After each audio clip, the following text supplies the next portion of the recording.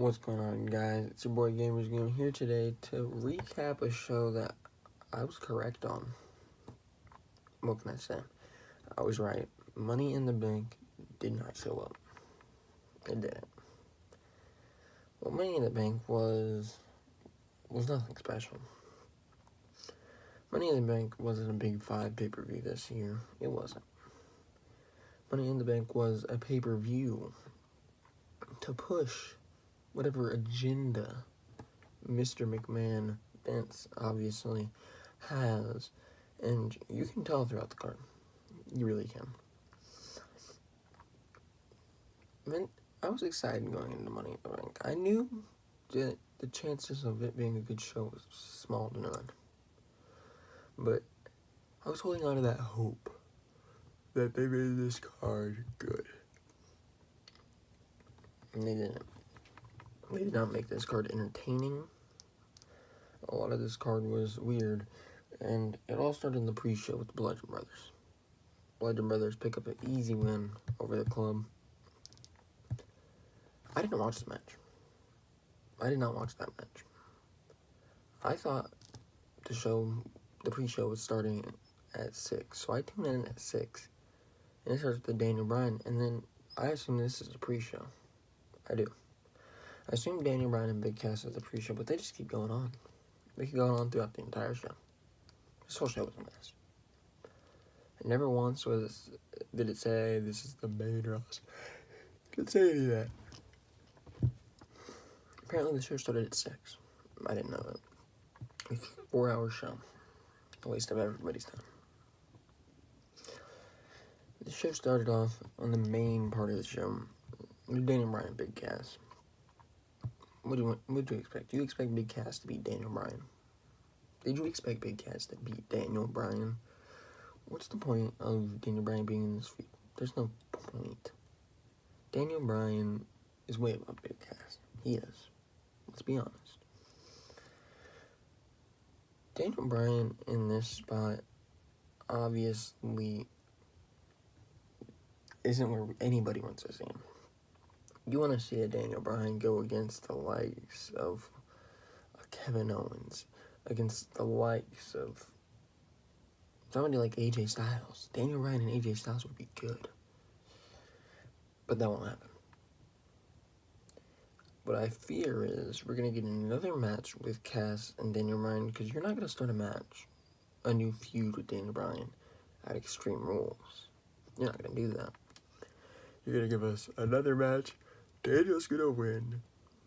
And it's going to be 3-0 in the series, and Big Cass can hold the L. Nobody's interested in this feud. Nobody likes Big Cass as a heel, and it's not the right kind of heat. People just don't like Big Cass. Everybody loves Daniel Bryan, obviously. And this is not where anybody wants to see Daniel Bryan. You can see Daniel Bryan having dream match after dream match. We could see him against Samoa Joe. We could see him basically against anybody is a dream match. Jeff Hardy and Daniel Bryan. Next we have another match that a lot of people could use as a sleep break, if you will. It was Lashley versus Sami Zayn. Coming into the pay-per-view, I did not have high hopes in this match, and I was right. The whole purpose of this match was to make Lashley look strong. Lashley got Zayn, where he's just holding him up for the suplex for an extended period of time, and then he goes for the suplex. And they're going over, Zayn's gonna have vertigo. No.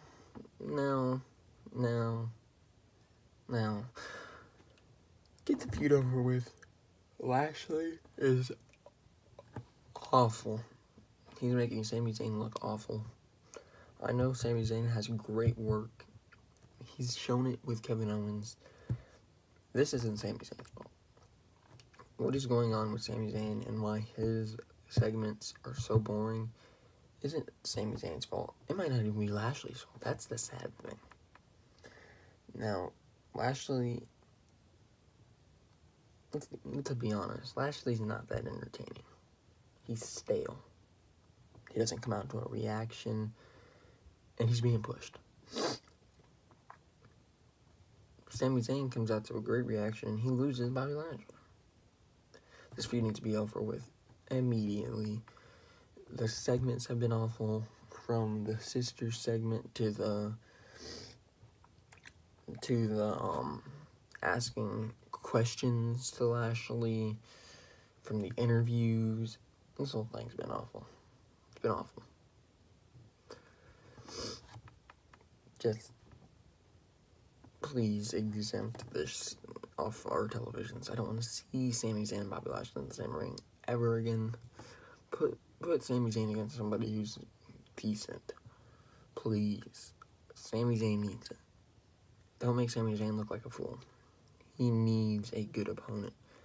Make Sami Zayn in the feud of his life. Put him up against Rollins. You can't do that, though, since Lashley ended up beating Sami Zayn in this match. Next, we had the man I just spoke of, Seth Rollins.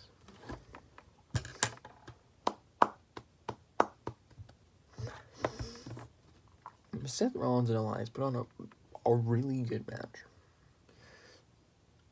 Now, the way the match ended wasn't a typical face fashion, but the match was pretty good. At one point, Rollins, obviously, he was on the top rope. Elias started to go at him. He jumps over Elias. Then he lands, and then he sells the buckled knee, like how he did when he injured his leg against, I believe it was Bray Wyatt at a house show. So he has the knee issue going out throughout the entire match. He's selling it. And then they tell the story that he hits the curb stomp, but he doesn't get all of it the first time. Then Elias goes for a cheap roll-up, holding the tights. Doesn't work. Rollins rolls up, holds it tight. Doesn't work. Elias rolls up. And then Rollins does it again. And this time, Rollins holds the tights. Rollins, the face, holds the tights.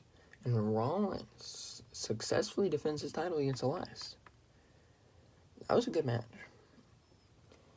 Rollins had to do whatever it took to keep that title, and it happened to be a dirty tactic by holding the tights. This is going to be good because it's going to give us a rematch between the two, and I'm not going to complain. This match was actually a good match.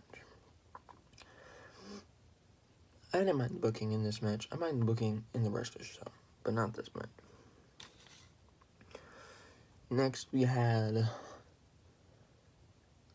a good match. I'm not gonna lie, it was a good match. The Women's Money in the Bank match was good. There was a spot where I thought Sasha Banks died. Natalya had her up in a powerbomb right onto the ladder, and Sasha Banks looked like she hurt her neck, her back. She looked like she hurt everything. But that wasn't the highlight of the match. The highlight of the match, to me, was Ember Moon. Now, she didn't do anything too crazy, but Ember Moon was in there a lot, and she got a lot of her stuff in, which I was like, okay, she might actually win this thing. They're really highlighting Ember Moon. She didn't end up winning.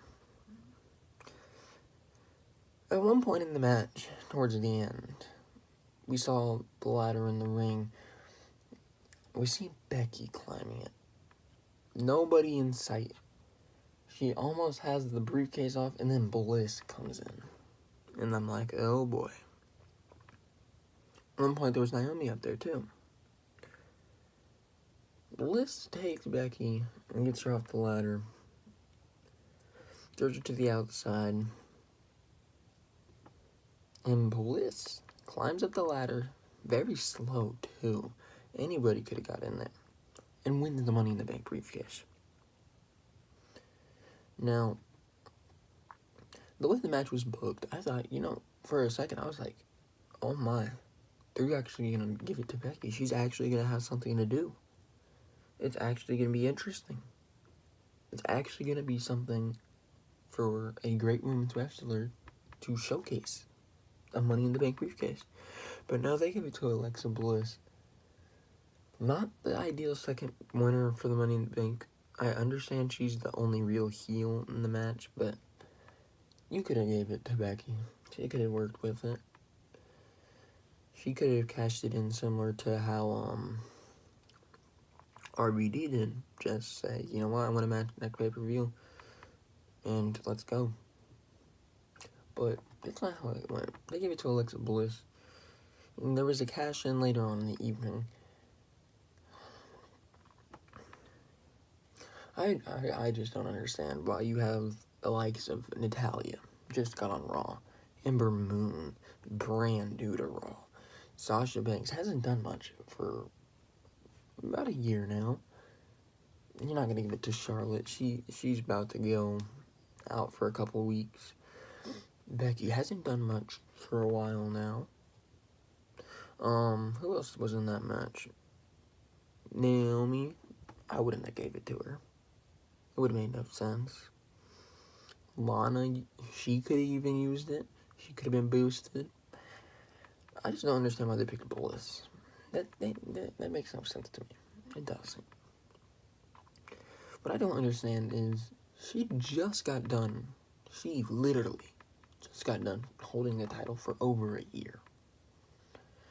She's had 5 title runs, and she's been holding the title basically since 2016. For 2 years straight, she's held the title, with maybe like 1 or 2 months in between. I don't understand why you take the title off Alexa in a Nia Jax storyline to have Alexa win Money in the Bank and cash it in on Nia Jax. Money in the Bank is supposed to be used to boost somebody who isn't really in the title picture. Ember Moon wasn't in the title picture.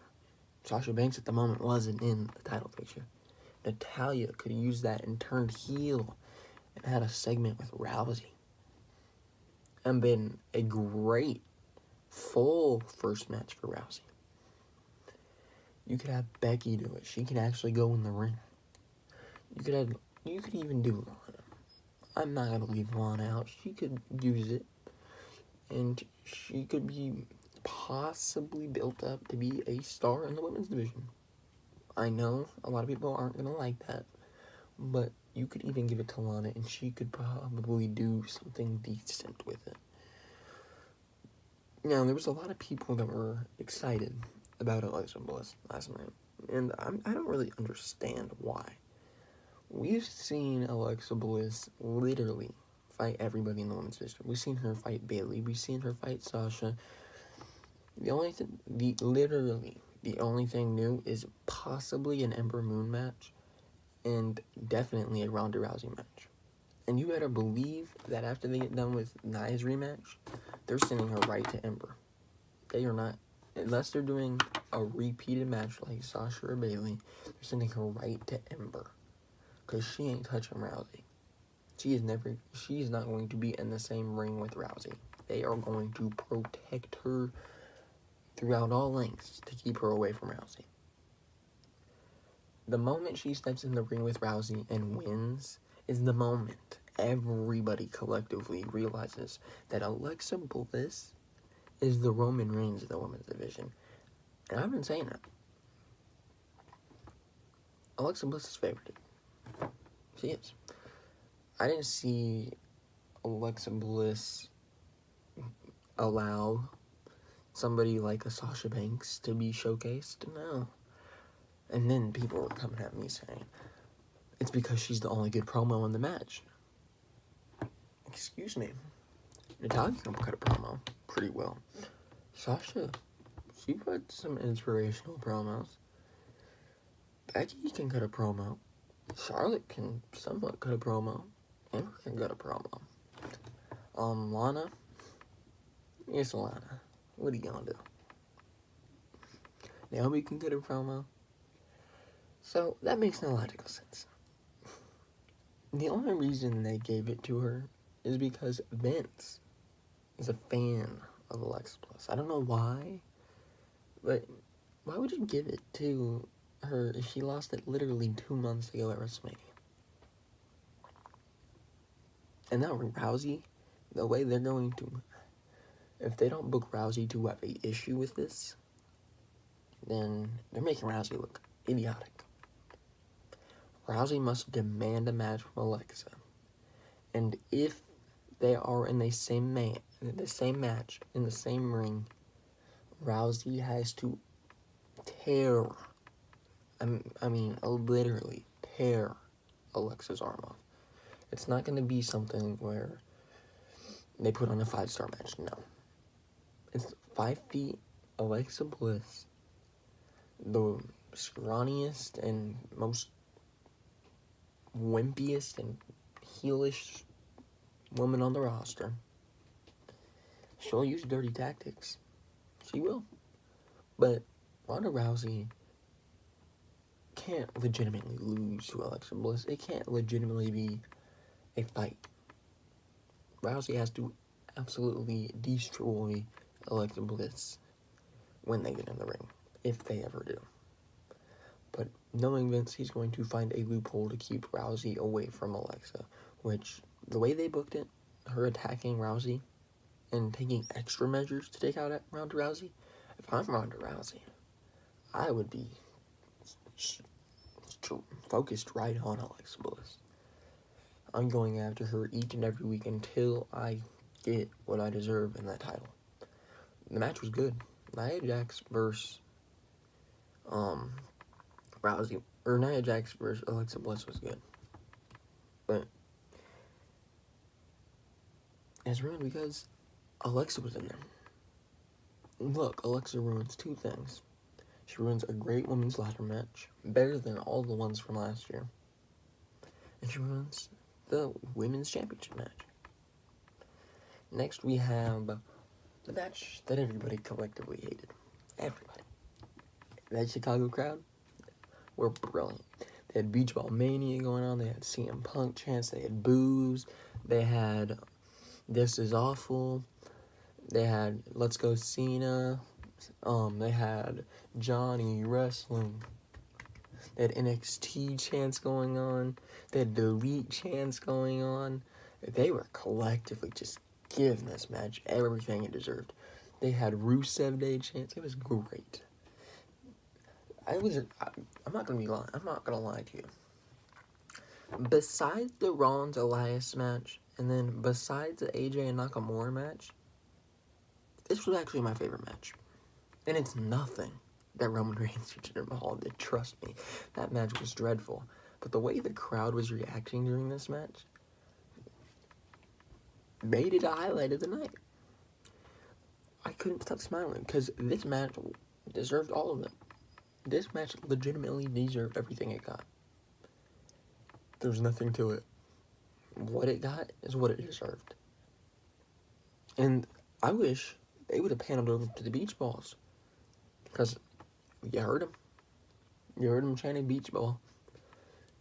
You heard them delete when the security guard took the beach ball. I would have loved to showcase that. It's more entertaining. I'm not going to highlight any of this match. Roman Reigns wins. Jinder Mahal loses. Jinder Mahal didn't get quite the reaction that I thought he would have coming out. I thought people would collectively cheer Jinder Mahal. Roman Reigns obviously had an altered response because Chicago's not going to not boo him out of the stadium. They made it seem like there was a few boos and mainly like the woohoo, it's Roman now. They altered that. Nothing really happened when it came to Roman. He was booed out of the stadium in the Allstate Arena. We all know it. There's no way he gets one over on Chicago. Chicago's smart. I'm near Chicago. Chicago's a smart crowd. We ain't falling for something like Roman Reigns face push. We aren't. I'm sorry, we're not. Next we had something I was reluctant to see go into fruition. Something that ruined a half-star match. And by ruin a half-star match, you bring in an idiot. Carmella and Asuka, I don't know how you can go against Asuka and not put on a good match. I don't know how you can go against Charlotte and put on a good match, but Mella found a win. But Carmella has been awful. And she beat Asuka. But Asuka, she was really giving it to Carmella here. She had a bunch of running hip attacks, and Asuka, right before she was about to go for the finish on Carmella, she sees somebody dressed up just like her come onto the ring apron, staring at her. And then Asuka looked like an idiot. She just sits there staring. Carmella's staring too. They're both just staring. And then Carmella goes for a roll-up. Okay. She kicks out. She should have won off the roll-up. It made Asuka look like a bigger idiot. And then Asuka, another hip attack on Carmella. And goes staring right back at the fake Asuka, who then reveals his mask. James Ellsworth winks at Asuka. And then Asuka turns around into a botched kick. The kick was ugly. I don't know who taught Carmella that. Please tell me it wasn't somebody like Dakota Kai on Team Superkick. Please. That was atrociously awful. Now, that kick was ugly. It wasn't like a, ooh, that hurt. It was like a, ooh, that was trash. Carmella botched everything. She made the match awful. What's even more awful is now you have James Ellsworth to be there when Carmella puts on more half-star matches. And with James Ellsworth in her corner, it's going to make this title reign even more dreadful. We said it was possible that he would show up. Bringing James Ellsworth does nothing for anybody. It does nothing for anybody besides Carmella. We've already stated that Carmella isn't very good. She is green in the ring. Very green. She's annoying on the mic, obviously. And people are like, well, she's supposed to be annoying on the mic because she's a heel. So she's doing her job. No. There's two different kinds of heels. Now, you can sit here and say that I'm being worked. I'm not. I like Nakamura. He's a heel. I like Kevin Owens. He's a heel. They don't annoy me to the point where I don't want to watch. I like Sami Zayn. The point is, Carmella is cringe. She's straight up cringe. Mella is money. No, you're not. Have you seen your 2 half-star matches? You're not money. And you're not even worth a dime. You might on a good day, be worth a penny. If you're lucky. I don't know what their infatuation is with Carmella. And I don't understand it. Get the title off Carmella as soon as possible. But with bringing James Ellsworth back, that makes me fear something. You're not going to bring James Ellsworth back for just helping Carmella for one match. He's going to be there. He's going to be around for a little bit, right? James Ellsworth is going to find a way to stay with Carmella, and he's going to find a way to help Carmella win. What I want to see, now that the Money in the Bank briefcase has been cashed in, I think we can do this. This opens up a slight possibility of this happening, but it could happen. Last year we had a feud between Becky Lynch and James Ellsworth, sort of. The match never happened. WWE is too messed up with the intergender thing. I want to see, after Asuka's rematch, I want to see Becky Lynch take an issue with James Ellsworth being back. And then going after Ellsworth and Carmella having an issue with her going after Ellsworth. I want to see Becky hospitalize that goon Ellsworth and then win the Women's Championship. I want it to happen. We need it to happen. We need women's wrestling to actually be showcased on at least one of the shows. Because Alexa's about to have a 6-month title run. It's not going to Sasha. It's not going to Rousey. They're going to keep that on Alexa as long as they can avoid Rousey. Alexa's not going to lose to Sasha. She didn't lose last year at Great Balls of Fire. Why would she lose now? Makes no sense.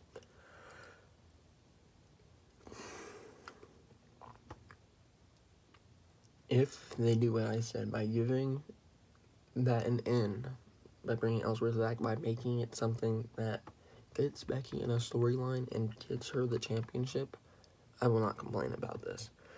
But if that is not the way that they are going, then this whole ordeal of bringing James Ellsworth back is a joke. Nobody likes it. Nobody thinks it's cute. Nobody thinks it's funny. Nobody's giving it the right kind of heat. It's getting the go-away heat. And I can't say I feel bad for Carmella, because I don't.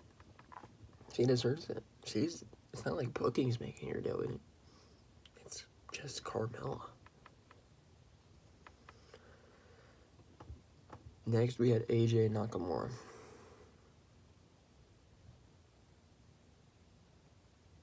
AJ and Nakamura put on their best match we've seen, probably since Wrestle Kingdom. AJ Styles and Nakamura obviously were in the last man standing match. Nakamura obviously hit a bunch of Kinshasas. He went for the low blow at one point. AJ gets up. It was a great match. It went to the outside. It went into the crowd. It was great. It was. It really was. But the highlight was when Nakamura put AJ on the table, ran across all 3 tables, hit a Kinshasa, and AJ gets up again. And then AJ puts a Styles Clash on a Nakamura on the table. And AJ Styles wins. AJ Styles at one point during the match also went for a calf crusher to try to injure, I believe, the left leg of Nakamura, so he couldn't get back up, but they did not come into the play whatsoever during the match, which I didn't mind. This match was the best match they put on throughout their entire segments. As everybody loves this match, and it got a conclusive ending. AJ Styles won. Goodbye, Nakamura. Fight put somebody against AJ Styles that people want to see now. Next, we had Nia Jax vs. Ronda Rousey, which we already talked about it already, but Bliss cashed in. I'm not going to go into anything. We've already talked about that. We got my rant out of the way. Next, we have something that I wasn't very happy about. Come on, Vince. Come on. Vince Money in the Bank. Like I said, Money in the Bank is supposed to be used to propel somebody into title contention. Braun Strowman could have got a title match whenever he needed one. He did not need the Money in the Bank contract. Somebody like Bobby Roode in that match could have benefited from it. The Miz could have benefited. Samoa Joe could have benefited. They literally gave it to the one man in that match that did not need it.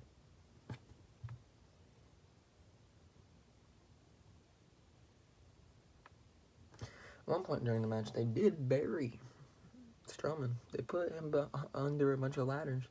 But Balor was coming back with a ladder, and Strowman grabbed it because he raised from the dead. Don't know what was going on. Strowman ended up stopping Balor. He shoulder tackled a ladder, ran right through it. Apparently that injured New Day members. Or that injured Kofi and I believe The Miz or somebody. Gets back in the ring, stops somebody from getting on the ladder. Don't know who it was, or I don't care. And he wins Money in the Bank. How does tackling the ladder save anybody? I don't understand. Whatever. Money in the Bank wasn't good. There was 2 good matches on the show.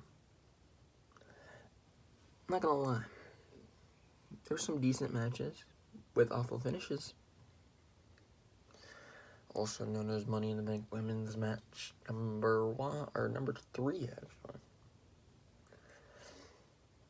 Please, make something logical. I don't want to see Alexa Bliss again, please. I don't want to see Roman Reigns and Jinder Mahal. Get that out of here. How does it seem that the 2 good matches were people... Actually, no, that's not. Yeah, never mind. I was gonna say both from SmackDown were Raw, the last work from SmackDown. They were. Anyways, I'm gonna let you guys go today. See you guys in the next episode.